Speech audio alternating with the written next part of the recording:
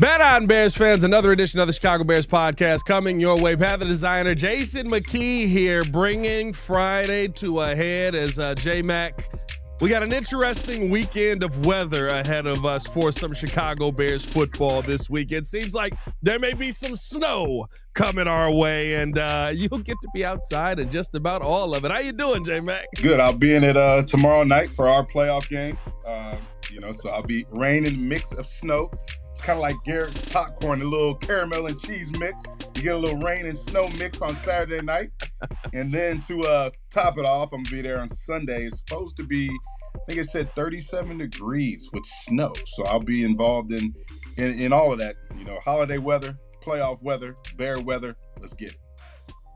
Hey, big Bear Downs all around. We got to talk about a lot on today's episode, man. TJ Edwards hit the injury report, and we got a little bit more clarification from Ben Johnson on what that could be. Got to talk about how that's going to impact this defense moving forward. Also got to take a look at Caleb Williams going up against, yet again, another young quarterback in Jackson Dart. And this front seven, maybe not something to sleep on. Of course, previewing this game versus the Giants. All that and more on today's episode of the Chicago Bears podcast. Hit that like button, subscribe to the page, leave a 5-star review. Y'all know what to do. Today's episode brought to you by Underdog. Make picks, win money. All right, J Mack. So we got the update here from Ben Johnson today that TJ Edwards broke his hand during the game and unfortunately had to have surgery on that. But they kind of feel pretty good about the hand, say that he'll have a wrap on it and eventually be able to play through it. Not what's holding him out here. He's also dealing with a hamstring injury. J Mack, you've talked about it a number of times on this show. The change in the coaching staff and what that can do to a team when you're being asked to do a lot more. We're seeing a ton of these soft tissue injuries be an issue this season for the Chicago Bears. How do you think yet another one is going to impact this Bears defense this coming Sunday? It impacts it because you have one of your leaders on that defense, kind of like your quarterback of that defense, in which TJ and Tremaine are both guys that help the defensive line get lined up. They're in constant communication with the back end in terms of the secondary. So losing a leader, losing a playmaker like that definitely impacts your defense. But, just like we talked about with injuries in the NFL, comes opportunity. So you have, whether it's Noah Sewell or, we haven't seen a lot of Ruben Hippolyte, or, I know they activated Randy. They activated our guy. Oh, I can't even pronounce his name. I hate pronouncing his name, but OG Agbogbamiga. Eamon Agbogbamiga. Yes, they activated him. He'll be a boost in terms of special teams, and will be I think he'll be available too. So we'll see how it impacts his defense because, man, the amount of points they're giving up, we need all hands on deck, literally, and we won't have. And I was going to say, coming into this game, I think without TJ Edwards, it hurts you immensely, especially in the run game. It feels like this is going to be a game where the running backs may get the bulk of the carries here, especially with a little bit, like you said, some of that bear weather coming in. I do wonder if the run defense has been better over the last couple of weeks, if we're being honest. I get 470 yards, I think, from Joe Flacco there, and a great day for every receiver on the team.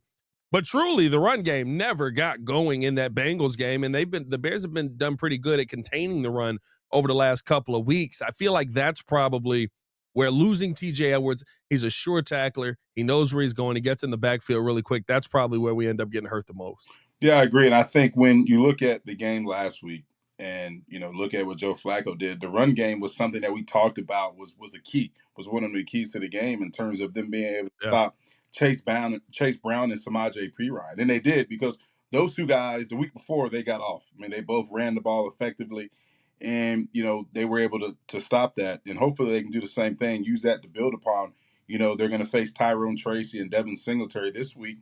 Good duo. I don't think they're as good or running the ball as well as a Chase Brown and Samaje Perine was running it. But, hey, it only takes one Sunday for things to click. And we saw that with the Bears run game. You talk about Kyle Monangai. You talk about what this offensive line did. Not only offensive line, the receivers as well. And, I think, yes, a lot has been put out there on social media about the way that, offensive line was dominating the line of scrimmage in terms of physicality and getting, displacement of that defensive line. I think you got to look at the Yeah. receivers and give those guys some credit too. In particular, our guy Roma Dunze. He's been in the headlines, and I know we'll get into that later, but he had some really good. Whew, he had some really good blocks. He had some really good blocks in the run game, and it's good to see when you have a young guy like that who, may not have made his mark in the passing games in terms of his receptions and yardage. He really made an impact in the game, being an extension of that offensive line, in the run game, making some solid blocks. So, shout out to the Bears offense in the run game. We're going to need him this Sunday. Yeah, and I think it shows the total buy-in. You bring up the receivers blocking, like we've seen DJ Moore doing that, pretty much since the bye consistently. I mean, the Bears have been really good with their outside guys getting there. Cole Kmet, Colston Loveland, Roma Dunze, Olamide Zaccheaus. Like it to me, that is the biggest thing where it feels like this team is fully bought into understanding and knowing, okay, if we do what Ben asks us to do, it leads to us getting these big wins, coming back in big games, being able to go down the field on the last second and dominate. Like it truly feels like it's a total team buy-in here, rallying around Ben Johnson. When you see the selflessness of that, because Rome could have pouted. Yeah. Rome could have been upset after that. I mean, like you're a wide receiver. You want to catch the football. You want to catch touchdowns. You want to get opportunities to catch touchdowns. But he was out there almost enjoying and relishing the block, and he's leading the block on the final touchdown of the game, and he's celebrating with his team. And wasn't pouting about it. He was happy to be out there doing his job. To me, that truly shows that total buy-in that Ben Johnson now has from this team, and I think it's why. To me, I look at this game and I say we're going to continue to see more of the same from this team. That consistency starting to build up, J Mack. Yeah, you talk about it. It's the culture being put on display, right? The culture that the coaches, the head coach, and the coaching staff have started to implement, right? The accountability level, the expectation has been set by the coaches and that staff, and then the players uphold it. The players set the tone and they uphold the culture on a daily basis in that locker room, right? In practice, in the weight room, in meetings, and everything that we do. It's got to be a culture and a standard and expectation about how we carry ourselves. And that's good because if you want to be a championship team or if you want to be one of the better teams, in the league or not even in the NFL, in terms of team sports in general, if you want to have a really good team, right, the culture better be good. You better care about your teammates' success more than your own. And that's when you have a solid bond. That's when you have a really good group of guys or good team, and that's going to lead to wins and different things like success on the field. Those things really matter. Is that when you start to see, because everybody says it, right? Next man up, next man up. Oh, you got hurt, next man up. Is that when you start to see next man up work? Because to me, right, with the TJ Edwards injury, that the feeling is that he's not going to be out on IR, right? That he's not going to miss 4 weeks, so they don't want to put him on IR. So you got to survive a couple of weeks here. And it seems like when you see those cultures that say next man up and it actually works, it's at a time when, like you just described, you're doing everything you can for the guy standing next to you to make sure that the job is done well. And maybe you're not as talented, but you're playing your job to the best of your abilities the right way. And that makes it kind of transition a little bit easier. Yeah, as a backup, you don't want there to be a significant drop off, right? You may not be as talented as the guy in front of you, and not even saying you're not as talented, right? That guy may be a veteran and may have more experience than you, right? You may Yeah. not be as developed as that guy, but given your opportunity, you get a chance to get some reps, and you don't want to be the guy that there's a fall off in which you're the reason why that we're not able to move the ball. You're the reason why we're not able to play effective defense. And those are things that backups. That's why you have to be ready because in this league, I mean, any given Sunday, we talk about it. You can be up, so you can't be on the sidelines. You know what I mean? Eating donuts and hot dogs and not paying attention. Your numbers called, you ain't ready. And you ain't even looked at your game plan. You know what I mean? You've been BSing in practice all week. You better have your mind right and be ready. And here's one thing we're talking about culture, right? I look at a guy like Britton Brown. You talk about next man up. DeAndre Swift's not in the Yeah. lineup. Britton Brown gets his first offensive snaps in a regular season game in his entire career. I mean, and he goes out there and he scores a touchdown in which Kyle Monenga had just came off the field to get spatted up, to get his ankles taped. He goes out there and scores. And as soon as he comes off to the sideline, I'm standing right there. the first two people to greet him is DeAndre Swift and Kyle Monungai and Eric Bieniemy. You know what I mean? That's the type of team chemistry that you got to have. When you have those things, right, and when you exhibit those things, and when you care about your teammates' success more than your own, you have an opportunity to go out there and win a lot of games because there's no egos, Yeah. there's nobody bigger than the team, and it's all about the team. Oh, 100%. I think that's like, I felt like we saw a very selfless game from the Bears, right? Kyle Monungai, he had the rushing day. Yeah. You would want to have a touchdown on top of that. Heard him talking in the locker room yesterday, and he wasn't talking about, Britton Brown took my touchdown. No. He was talking about none of that. He said, listen, I had opportunities. I left them on the table. If I wanted the touchdown, I needed to go out there and get the touchdown. He went out there and he had a heck of a play and he balled out, and that helped us win that game. We needed every point. Like, that's the right mindset. And that's what I love to hear in this Chicago Bears locker room. And I'll be honest with you, J Mack, I think, excuse me, to me, that's why coming into this game, of course, we got to talk about the quarterbacks. I love that my husband's so handy. He leaves more money for the important stuff. Whoa. Gosh darn it, Steve. Oh. Don't be like Steve. Call Avondale Roofing. DIY is for Pinterest, not your roof.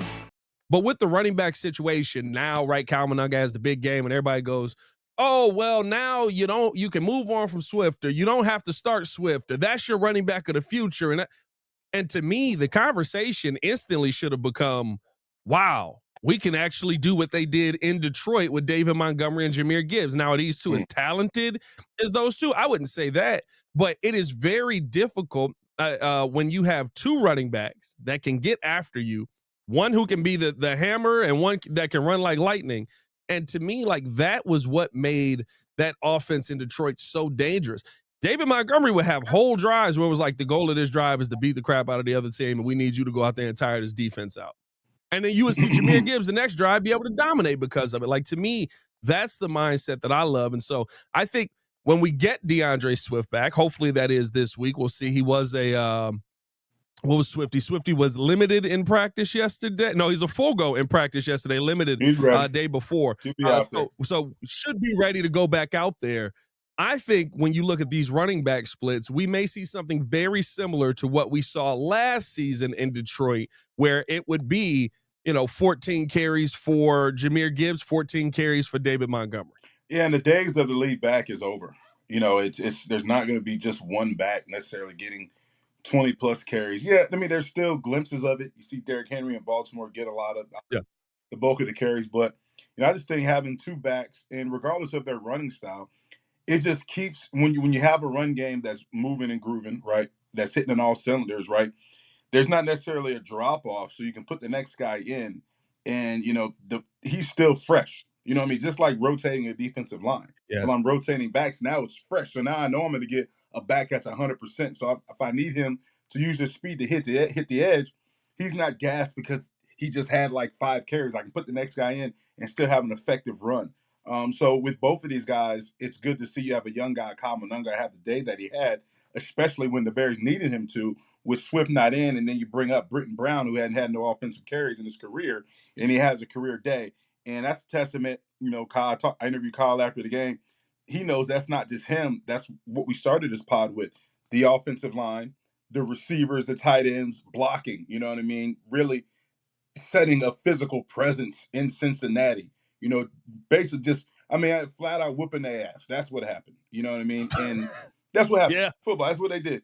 And, he was a beneficiary of that. And he ran hard. Kyle ran hard. He's got a unique running style.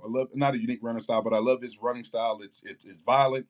It's physical. It's all business. It's no give up. It's what we want from a Bears running back. Like, he fits a Bears running back. He's gritty. He's tough. He's determined. That's a Bears running back. And, having both of these guys, they have different skill sets, but having two capable backs, right? You don't have to really worry about the run game. You're going to have two guys that are going to be in there fresh, and there'll be no drop off. So you're going to need that moving throughout the rest of the season, because we got some opponents coming up that that run game is going to have to be hitting on all cylinders. And listen, J Mack, I think, to your point, it's not even the fact that, he did one thing so much better than DeAndre Swift did, right? He runs so hard. We've seen Swifty run hard this season probably last 4 or 5 games that Yeah. he was in, right? Like he's really picked up the aggression. When you talk about that 4.5 up the middle, DeAndre Swift has been also getting that 4.5 up the middle. You saw a couple of pitches to DeAndre Swift on the outside, or I'm sorry, to Kyle Monangai on the outside. He made those plays work just like he made the runs up the middle work. Like I think that's the thing now where it's, you know, you don't have to sit there and cater to one style or one run style or one style of run play for each running back, because you're seeing both of them go out there and have success running outside zone and running between the tackles. Yeah, and I love Eric Bieniemy, right? I actually stole it. You know, find 4.5. Whether it's what it don't matter the scheme, inside, outside, on the perimeter, find 4.5. We got to find 4.5. It can be a pretty 4.5 where you get a wide open gaping hole and you run through and you know get touched to the second level. It can be a gritty, nasty, filthy, dirty 4.5, Pat, where hey, I may have, you know, I may have to break a tackle. You know what I'm saying? And then get 3 or 4, you know, tough physical yards. And that's what we saw from Kyle Monangai. But not only him, from DeAndre Swift. You know, since they came back from the bye, and Ben Johnson said throughout his self-scout, we need to, this run game needs to be better. And how do we make it better? We got to clean up what we do in terms of our blocks, in terms of our communication, in terms of our assignments, and then it'll be better. And it was good to see that, you know, so far it wasn't just coach speak. You're actually seeing it. You're actually seeing the action behind it because we're getting the production in the run game now.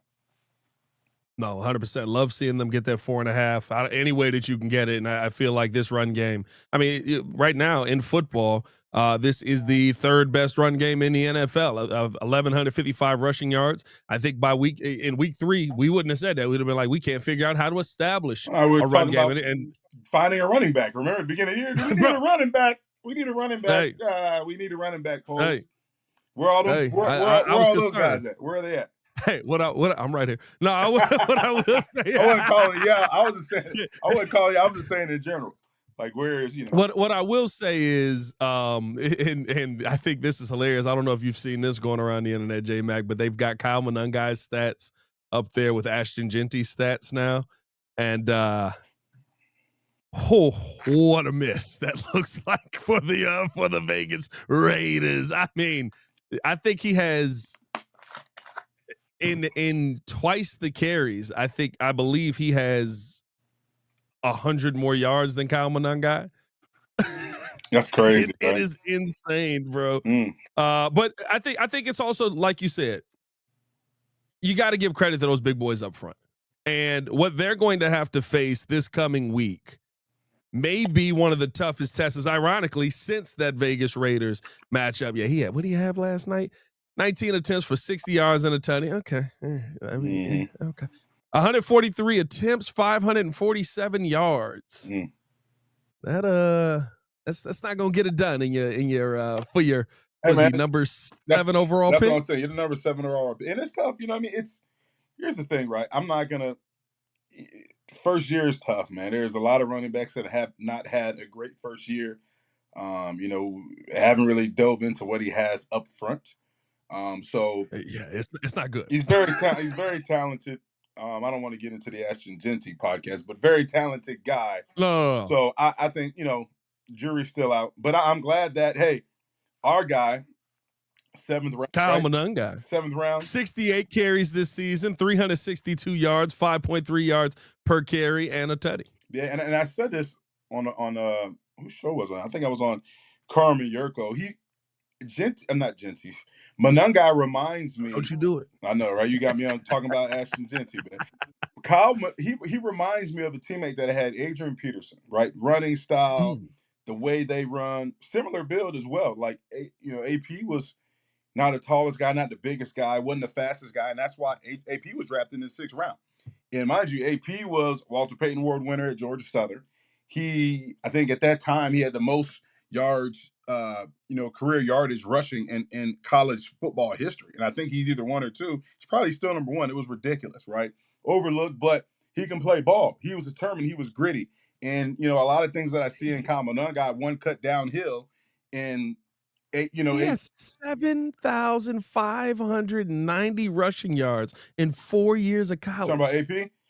It's Yeah. more than that because when you add his playoff, it's over 10,000. He ran for over 2,000 yards in like back-to-back years. It's He's like got 115 plus touchdowns. It's ridiculous. bro, he's got 93 rushing Yeah. touchdowns just in the regular And that's what and he season. got Oh my drafted in the God. 6th round. Why? Because Yeah. AP wasn't a guy that's 220 pounds. He wasn't a Yeah. guy that ran a 4.4. But what you can't measure at the combine is this right here. You can't measure heart, Yeah. determination. You know what I'm saying? And that's what I see in Kyle Monangai, the way he runs, he wears it on his sleeve. And that's what AP, he wore it on his sleeve. And when given the opportunity, every time AP had an opportunity, he made the most of it, right? We see Kyle Monangai got his opportunity, right? We see over 170 plus rush yards. Like that's why I say they're similar. And it's good when you have a back like that in Kyle that, hey, you can count on to go in when something happens, or you can be a compliment to another back that you have like DeAndre Swift. I mean, it's awesome. And you say we're the number 3 rushing offense in the league. Hey, we're Number 3 rushing offensive beautiful football. thing. We wouldn't have even thought about that back in camp. We'd have been like, how's that? Oh, absolutely not. we were like, well, back in camp, J Mack, we were also sitting there going, they can't get the playoff. They can't snap the football. Yeah. See how things come together, man. Listen, I need somebody inside that building to let me know what Ben Johnson and Declan Doyle and all them mugs did to get the pre-snap penalties out of there, because that was beautiful. We need to continue that week, but I think there was violence involved in that. I think it was like, hey, put 6 bars of soap in that pillowcase. Anybody jump off sides, you beat them with it. You jump off side, I'm gonna beat you. Yeah, you know what I mean? I think that's what we end up seeing on that one.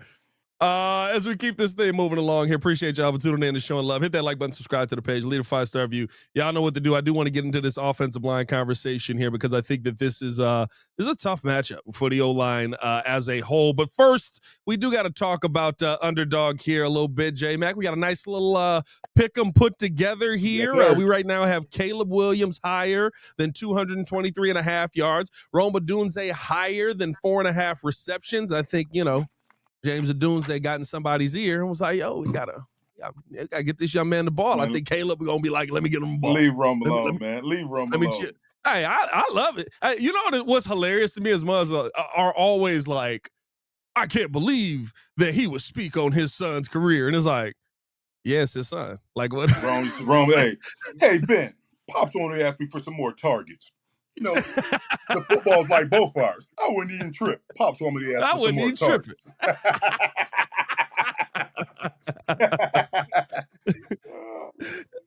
You want some of this too, old man? Right. Nope. I love Rome, man. Like his comments was right on point this week. 100%. Ever the professional. He's a professional. Ever the professional. Like, the funny thing is there was a conversation that was had between dad and son though. Because you see, Rome said, "I want to keep that private." So it is hard. Like you can't. No matter how old you are, you can't. Like, I mean, it's tough. Your parents are your parents. They're gonna say, yes, they're your biggest fan, and he's a dad. I mean, what do you expect? Do you like the Bears being a little petty? I ain't gonna lie to you. I ain't never seen petty That was Bears. pretty sweet, wasn't it? I ain't never seen petty Bears, bro. That one threw me off guard. I was like, whose organization is this? Like, Dad'll be in the stands cheering still. 110%. It's good, man. Listen, his son's a receiver. You think he don't want his son to get the ball and score touchdowns? I feel like people blew that way out of proportion. And I think people also were like, oh, Ben Johnson's going to be mad about this. Ben Johnson ain't worried about that right now. Ben Johnson is not worried about this. Oh, never mind. I'm a coach. Yeah. I'm a coach. We got a Loveland anytime touchdown as well, J Mack, in that. So Caleb higher than 223.5, Rome higher than 4.5 receptions. Loveland anytime touchdown. What do you want to add to the pick'em this week, J Mack? Yeah, I think we talked about Jackson Dart, right? Oh yeah, we did talk about Jackson Dart. Yeah. I think there's what did he have in terms of pass attempts? Ooh, that's 29.5. They think this ball might be in the air possibly here. You going higher or lower? I think I'm gonna go lower, just because, and it's tough because you've got Tyrone Tracy, Devin Singletary in the run game, haven't been real effective. So you would think that hey, they're gonna put the ball in Jackson Dart's hands more. But I just think with the weather, there's supposed to be snow. It's supposed to be below 40 degrees. I think that'll play a factor in the pass attempts. I think they're going to try to lean on both of those guys, Tyrone Tracy and Devin Singletary, but also the mobility of the Jackson Dart as well. But I just can't see him throwing the ball, higher than 29.5 pass attempts. So I'm going to say lower than 29.5 pass attempts. Jackson Dart. I do love Jackson Dart as a quarterback. I'm excited to see him play. Got some game. He's got some game. He reminds me, and it's gonna sound weird because they all like that, but there's certain ones where you just look at him and go, "That's just a football player, bro." Like Baker Mayfield to me. When I look at Baker, it's like, bro, that's just a football player. He'll run you over to try and get a touchdown. That's what reminds me. A little bit. Kind of like a little bit. Yeah. He's got like it's very unpolished. Yeah.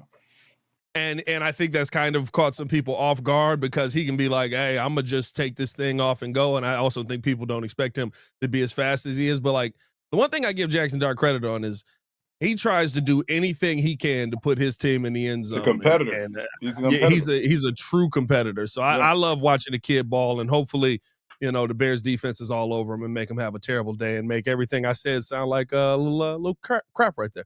Make sure you guys download the app today. Sign up with the promo code CBP to score $100 in bonus entries when you play your first $5. Is promo code CBP. Underdog. Make picks, win money. EOQ, the disclaimer.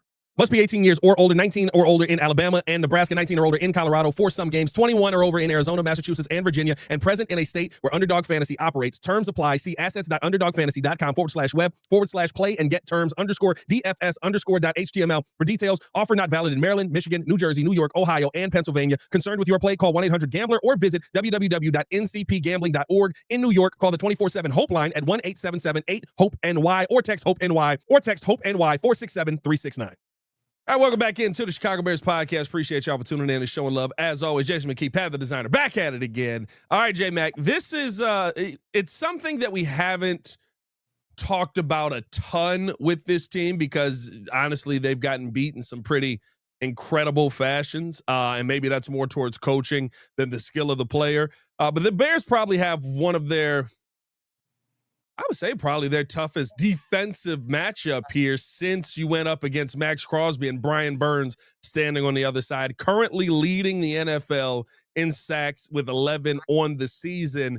And you've got him matched up against a young guy more than likely this week in Theo Benedict, who has kind of been a little bit more up and down. But when we saw Theo get in versus Max Crosby, he was able to hold his own. How do you feel like that matchup is going to play out this week? I think it's not you. I think, yes, that'll be one of the matchups, but just going back and actually watching all 11 of Brian Burns' sacks, right, to see his style, to try to see, what is his favorite type of rush, what does he excel at. They move him around a lot. So he'll be over the right tackle, over the left tackle. I've even seen him line up, in the A and the B gap and rush from inside on the interior as well.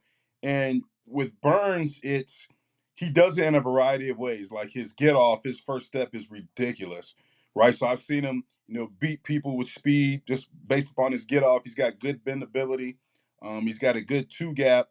But the thing that really impresses me, right, once he beats that tackle, the closing speed from when he gets off that edge to the quarterback, I was like, wow. I was really impressed. And bro, I mean, it's even when the quarterback sees it and he tries to escape, the closing speed is ridiculous. So, I'm excited to see what type of plan that Ben Johnson has for Brian Burns, but you can't just really focus on Burns because you have Kayvon Thibodeau, you have Dexter Lawrence. Yeah. You got a lot of other good defensive pieces on that defensive front that can create problems for this offensive line and Caleb.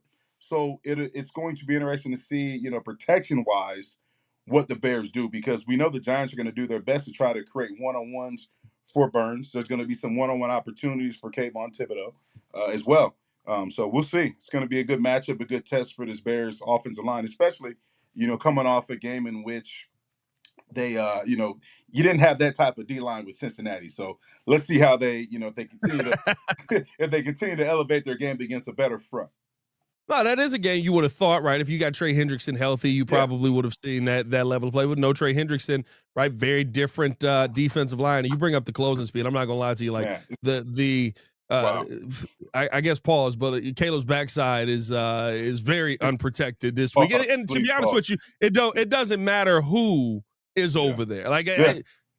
we saw versus the Philadelphia Eagles. Philadelphia Wow. Eagles have one of the best offensive lines in football right now. He had a sack on Jalen Hurts where I can only describe it as, you ever seen like a lion take down a gazelle? Like Jalen Hurts tried his best to get away. Like he Yeah. just leaped Yeah. and got a It's hold of funny. him. It was like, Well, it was insane to see. it's funny you bring that up, lions chasing gazelles, because when Rod Marinelli was here with our defensive line, we used to have position meetings, right? And the defensive line room was it wasn't right next to the running back room, was probably about 3 or 4 doors down. But they had like the surround sound and loudspeakers. You would hear like a jungle or safari music coming from out of there. We're like, what the hell? We're in Lake Forest, we're not in, you know what I mean, Zimbabwe or something. We're not on a safari, but he would play videos, right, to hype up the defensive line of lions chasing down gazelles and cheetahs chasing down their prey. And that's how you wanted them to play. So you would hear all of that stuff like coming from their room. But that's exactly like you said, Pat. That's exactly what a Brian Burns closing speed looks like. Like he is Yeah. relentless in his pursuit of getting a sack and getting that quarterback to the ground. And that's why he's leading the league. That's why he's got 11. And they do a good job. Not only that, like, if he doesn't have a one-on-one matchup, they try to create an opportunity for him by running some type of stunt, right? You see like a TE stunt where the tackle will go B gap, Right. and Yeah. then Burns will loop around in the A gap to give him a clear lane to the quarterback. So they're going to do their best to feature him and get him, to create pressure with him. What's the best way to get the best of a guy like that? Like the talent on these guys. He's going to get his. He's one of those players where, right, you went up against a Jared Allen, a guy like that, or he was a teammate at one point, but going up against Julius Peppers on the other side, right? Like those are guys that no matter what you do, they're going to beat their man more times than not. That's why they're that guy. Yeah. How do you beat a guy when you know that's coming? I'm gonna say that for the McKee. That's one of the McKeys to the game. I'm gonna. Oh, okay. Yeah. We don't want to get too I'm not far gonna tell you, ahead. but I don't. We don't want to get too. I want to keep the viewers tuned in. We're not gonna spoil it. Then we're not gonna spoil it. Let's get to this, and then we'll get to the McKeys to the game. As the injury news here, we haven't gotten the latest on the injury report because the Friday injury report has not come out at the time we're recording this, but feels like you're getting a lot of Bears healthy here. And I'll say this, J Mack, I like how they're managing some of these guys as well. So DeAndre Swift full, Eamon Ogbongbemiga full, Kyle Monangai was a full. He was limited yesterday. Cole Kmet was full. He was limited with a concussion. Very good to see him back. Grady Jarrett was full. He was out yesterday, not injury related, got a rest day essentially. Luther Burden was limited. Roma Dunze limited. DJ Moore limited. Roshan Johnson limited. Kevin Byard limited. Joe Tooney, not injury related, rest day. I like that they're doing that when you don't have a bye week and you've got these players that you need on the field, but that are a little bit up there in age and are actually contributing to the team. Like I'm fine with you getting the not injury related rest day when you're more than a speech. But to me, like I really like how they're managing those guys in that as well. Dominique Robinson, back-to-back DNPs, something to keep an eye on there. We talked about TJ Edwards. And then Josh Blackwell, concussion, back-to-back DNPs. Those are a little concerning, especially with some of the injuries that we currently have. But we'll get to see Joe Tryon Shoyinka real fast here. Yeah, I think, looking at Blackwell, especially with the way that your special teams performed last game, he's one of the better players on special teams. He's one of their aces, and having him out, you lose that leadership, you lose that experience, you lose that playmaking ability on special teams. So that'll hurt. Like you said, it gives somebody else an opportunity to come in and fill that void. You mentioned Joe Tryon Shoyinka will have an opportunity to come in and I don't know if he's going to be. He should be active, but he'll have an opportunity. I would hope so. Yeah, that's what I'm saying. I get come in and be able to have an opportunity to affect the quarterback. So we'll see. It doesn't matter. Each and every week these teams got players in and out of the lineup, but it's about what you do on Sunday, how you produce, and how that next man up, how he performs, and oftentimes, more times than not, that leads to the outcome of a game. Yeah, I know. Excuse me. I know it's just the injury report, and that maybe sometimes when we, enjoy a coach or we like a coach, we put a little bit too much into certain things. But I feel like even with something small like this, J Mac, like this shows the knowledge and understanding of the coaching staff and the connection that they have with the players where they go, hey, listen, we understand that you're banged up, you're fighting through it, you're gonna need a day of rest, or it's not even that you're banged up. I mean, everybody's banged up at this point, but that Right. you've had a lot of time in this league. We trust you to do your job the right way.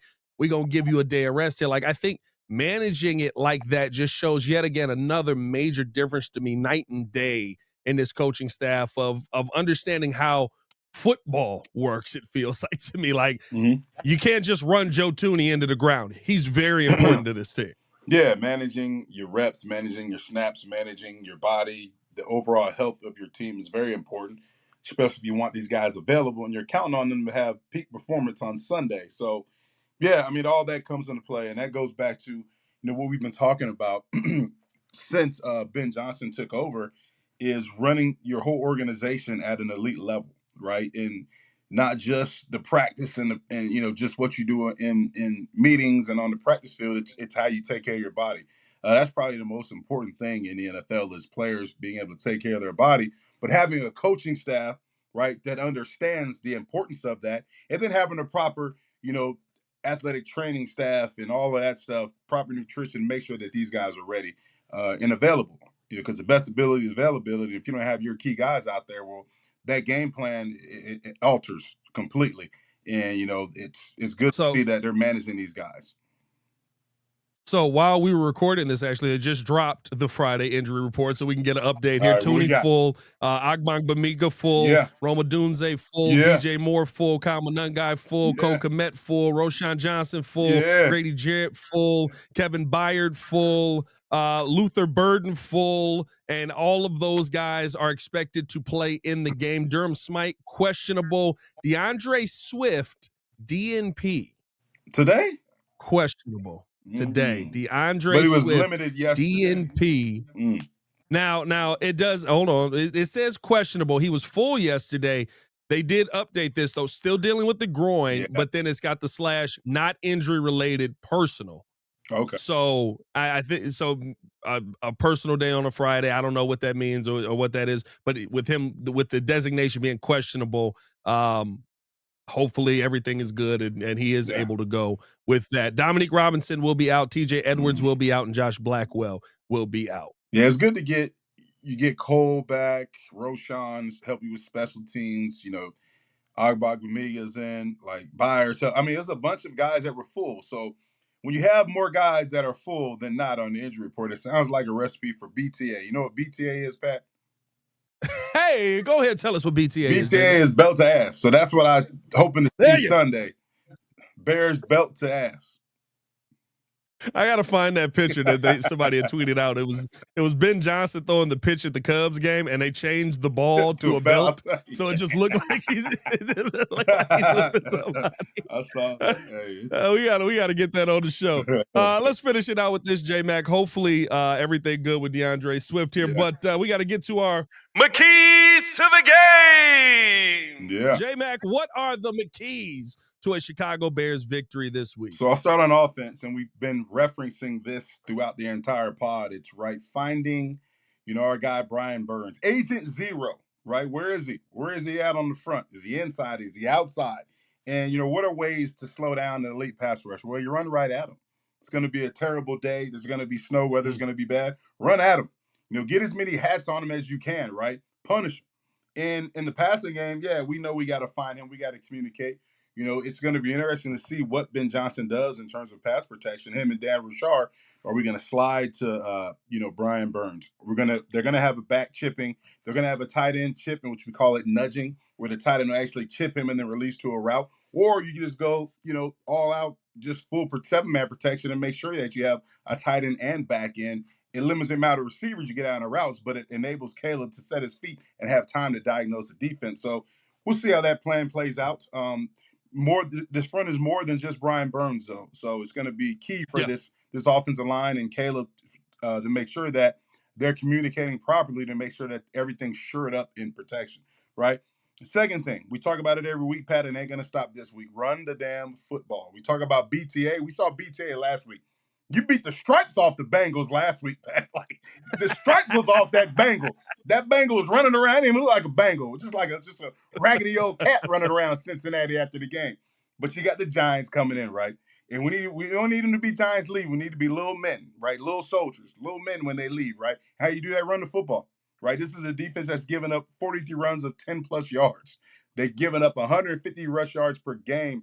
Run the ball. Yeah. Kyle Monungai, right? DeAndre Swift. Hopefully he's in the lineup. Brian Britton. You know what I mean? Britton Brown, I'm sorry. In the lineup. Run the football. Run the football. Defensively, right? Jackson Dart coming into town. We talked about it, a rookie that has a big tool bag, right? He can throw the ball. He can run. He's mobile. He's confident, right? Try to confuse him. He's a rookie. He hasn't seen everything. You know, Dennis Allen does a great job with the defense and generating takeaways and things of that nature. We'll try to confuse him and force him into some takeaways. Another thing, stop the run. Continue to build on what you did last week against the Bengals. Stop the run. You got Devin Singletary and Tyrone Tracy taking majority of the carries. Not just him. Jackson Dart will be a factor in the run game as well. Do your best to limit the run game. Put the ball in Jackson Dart's hand. Let him go out there and throw the ball in the snow and all the Chicago weather. I think you got a recipe for success. And the last thing, special teams. Be special. Be special. I mean, Coach Hightower, I think, is a great special teams coach, right? And yes, they had a bad game. People are calling him out, right? Coach Hightower ain't playing that. He ain't playing it. I guarantee you that special teams practice this week was on 10. Like, he ain't having that. So be special. Can we get a big return? Can we get a takeaway, right? Can we be, a factor in us winning a game? We'll see. And I think Coach Hightower is going to have those guys ready to play, regardless of who's in and out of the lineup. McKeys to the game. Yeah, listen, he wasn't sugarcoating it at all. McKeys to the game, brought to you by me and J Mack. If anybody wants to get a sponsorship on that, that would be phenomenal. Yeah. Maybe a nice little car sponsor for you, J Mack. A little fool. McKeys to the game. Whatever you want. It could be. Hold on, let's try it out. Little. Hey, the Honda McKeys to the game. I don't care. Honda. I don't care if it's a little Pat. It can be a little smart car. I look like Koopa Troopa, like a Mario Kart riding around in a smart car. If they want to, you want to help me out? Hey, you look like Mr. Incredible when he was driving home after he got fired. And he was up in that little bitty car. Right. McKeys to the game. Let's work on that. Send that over to sales. Get some keys. Come on, EO. Make it happen, EO. Danny Zetterman. Let's go. Let's go, baby. The call out is great. Call them out. Hey, man. Appreciate y'all for tuning in and showing love. As always, hit that like button, subscribe to the page, leave a 5-star review. Y'all know what to do. Make sure you guys also tap in with Underdog. Like we talked about earlier in the show, the play for this week, Caleb Williams higher than 223.5. Roma Dunze higher than 4.5 receptions. Loveland anytime touchdown. And Jackson Dart lower than 29.5. I'm not gonna lie to you, J Mac. That's the one I'm scared of because when you're getting your butt kicked, you tend to throw the football a lot. I'm a little scared though. I think this Giants team is gonna get its butt kicked. Oh, we getting up out of here. What's your prediction for this Sunday, J Mac? For the game? Yeah. Oh, you BTA. I told you. Oh, that's the prediction. Okay, all right. BTA. Yeah, BTA. And lower than 29.5. BTA and still lower than 29.5. He's going to throw less than 29.5 because he's going to be on the ground so much the pass won't count. That's how you get lower than 29.5 right there. Man. I think the weather would be a factor. Yeah. So it's going to be a massive factor. I think it's going to be a factor on both sides. Funniest thing was we were in the locker room yesterday, and I'm talking with JP Richardson and Miles Boykin and them boys. And, Boykin from here. Yeah. JP looked at him. He's from St. Pat's, I think. Yeah. JP looked at him and said, hey man, people show up to the games when it's like cold and snowing outside. I said, dog, y'all are winning. It's about to be packed, and it's about to be some big dude with his shirt off. Another key point too is, I don't want to, bring light to our opponent. I hate doing that, but I will give him a little light. Tyler Nubin, the safety for the Giants, is from St. Charles North. So you got another. I'm really bringing light to Illinois high school football. To Illinois football. Not to our opponent. Yeah. So he went to the school that we faced on Saturday. I'm not going to say I think I said her name, but I don't want to say it again to give him the light. But he went to that school. So shout out to him. Hopefully he comes home and it's not a good homecoming. J Mack, we need a big playoff win from you this Saturday. We need a big Bears win on Sunday. And we appreciate you guys for tuning in and showing love. As always, hit that like button, subscribe to the page. Leave a 5-star review. Y'all know what to do. For Jason McKie, it's your boy Pat the Designer. Back at it again. Y'all stay safe out there, Chicago. Bed down. One love. Bear down. Peace.